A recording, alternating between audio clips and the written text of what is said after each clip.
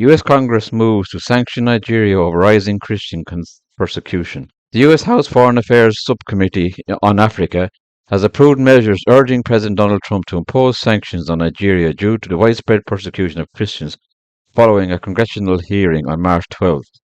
Lawmakers condemned the Nigerian government for its failure to protect Christian communities from escalating violence, citing alarming data from multiple human rights organizations. The 2024 report by the Observatory for Religious Freedoms in Africa revealed that Nigeria accounted for 90% of all Christians killed globally each year. The report documented that between October 2019 and September 2023, at least 55,910 people were killed and 22,000 others were abducted by terrorist groups operating in the country. During the hearing, Committee Chairman Chris Smith emphasized the severity of the crisis, referencing first-hand testimony of Bishop Wilfred Agnabi of the Diocese of Makurdi, Nigeria. Militant Fulani herdsmen are terrorists. They steal and vandalize, they kill and boast about it, they kidnap and rape, and they enjoy total impunity from elected officials, Smith stated. None of them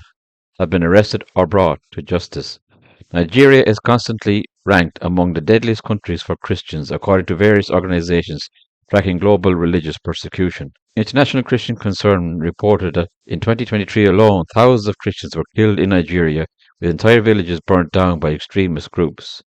Terrorism, violent militancy, and local unrest continue to rock Nigeria's many fragile Christian communities, an ICC staffer said in ICC's 2025 Global Persecution Index. Islamic terror group Boko Haram and Islamic State West Africa province are killing Christians in the northeast, while Islamic Fulani militants regularly kill Christians throughout the north.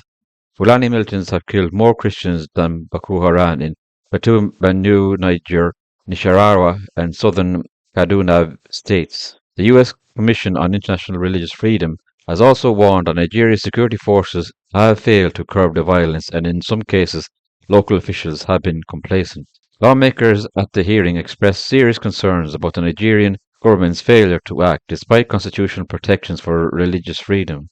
The subcommittee's report criticized Nigerian authorities for allowing extremist groups to operate with near total impunity. Make no mistakes, these attacks are religiously motivated, the committee findings stated. Denying this reality contradicts the overwhelming evidence we have seen. This religious cleansing must stop, and those responsible must be held accountable. The panel raised concerns about Nigeria's judicial system being used to suppress Christian communities. Blasphemy laws enforced in several northern states under Sharia law have been weaponized against religious minorities. In extreme cases, these laws carry the death penalty.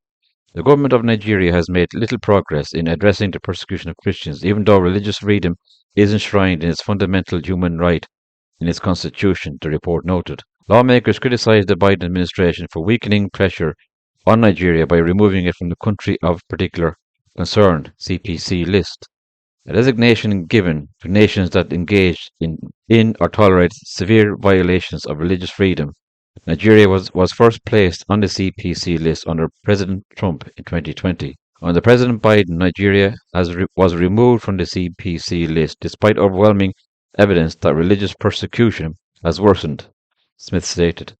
This discussion ignored the repeated recommendations of the U.S. Commission on International Religious Freedom. Smith urged Trump to reinstate Nigeria's CPC designation and to engage directly with Nigerian President Bola Tinubu to ensure greater protection for Christian communities. I fully expect President Trump to redesignate Nigeria as a CPC and to take additional steps to support the persecuted church, Smith said.